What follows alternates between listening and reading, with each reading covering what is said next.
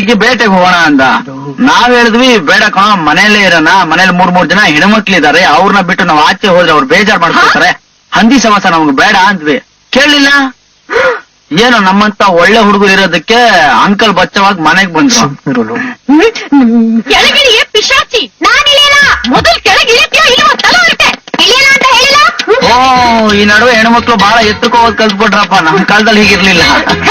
ಏನಾದಮ್ಮ, ಇವ್ರಿಗೇನ ಹೊಡಿಬಾರ್ದಂತೆ, ಹೊಡೆದ್ರೆ ನನ್ ಕೈ ಕಟ್ ಮಾಡ್ತಾಳಂತೆ.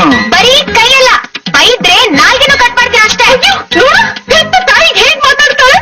ಕಾಲ್ ಕಳ್ಕೊಂಡ್ ಗಂಡ ನೆಮ್ಮದಿ ಇಲ್ಲ ಜೀವನ ಅಂತ ನಾನಿದ್ರೆ ಇವ್ರಿಗೆ ಎಲ್ಲ ಸಮಸ್ಯೆ ಆಗೋಗಿದೆ.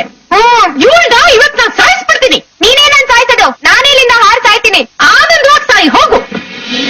ಅಮ್ಮ ನೋಡು, ನಿಜವಾಗ್ಲೂ ಸಾಯ್ತೀನಿ. ಪಾವನಿ ಲೇ ಇಲ್ಲೇ ಶಭಾಷ್. ಹಾ, ನಾನ್ ಸತ್ತೇ ಸಾಯ್ತೀನಿ.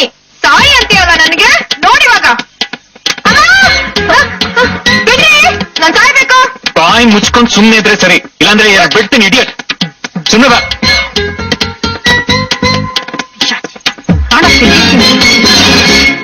ದೊಡ್ ಕಿಟ್ಟಿ ಅನ್ಯಾಯವಾಗಿ ಸೂಪರ್ ಮ್ಯಾನ್ ಆಗ್ಬಿಟ್ನಲ್ಲ.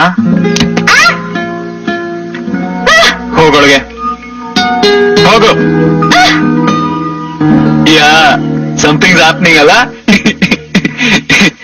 ಹಾಗೆಲ್ಲ ಅರ್ಥ ಮಾಡ್ಕೊಂಡು ಆಗ್ಬೇಡ ಕಣ, ಬೇಗ ದೊಡ್ಡವನಾಗ್ಬಿಡ್ತೀಯ, ಒಳ್ಳೇದಲ್ಲ. ಹೋಗಲ್ಲ.